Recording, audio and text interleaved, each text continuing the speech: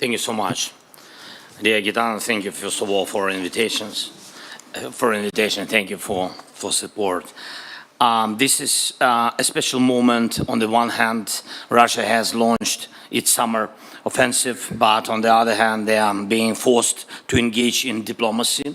And this is both a challenge and a real opportunity for us all, a chance to try to end this war. First, as before, our top priority is supporting our defense, and I'm grateful for all the support packages and for every investment in weapons production in Ukraine and for the development of production in your countries as well. Europe, together with America, has better weapons than Russia. We also have stronger tactical solutions.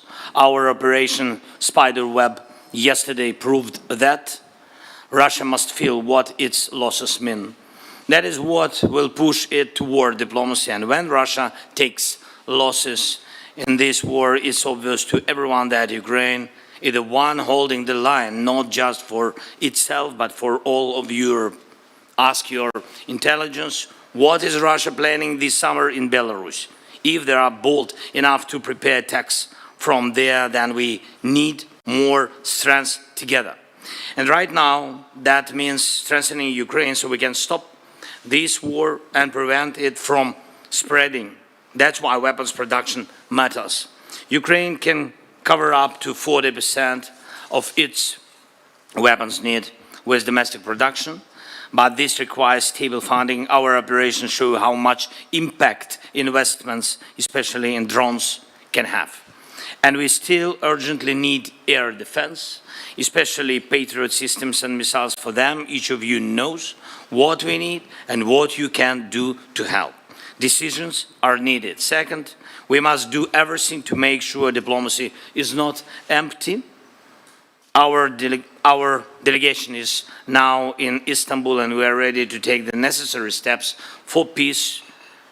Naturally, the starting point should be a ceasefire and humanitarian actions, the release of prisoners and the return of abducted children.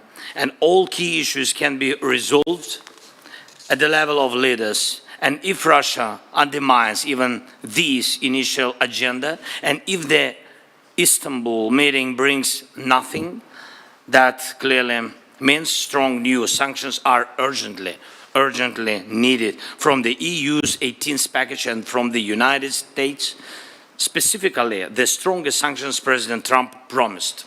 Sanctions should hit Russian energy, especially oil and tankers, price caps, of course, and also Russian banks and the financial sector overall.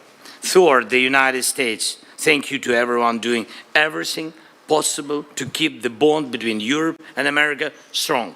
We need the support of President Trump, the US Congress, and the American people.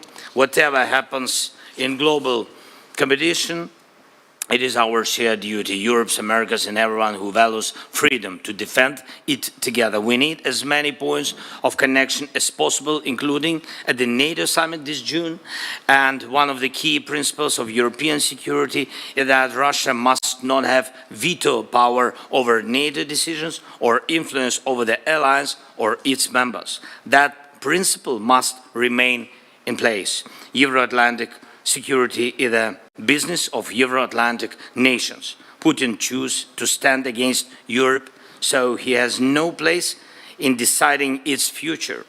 And that must not change. It's important to confirm at the NATO summit in June that the allies stays strong and that Europe will not give up its own security.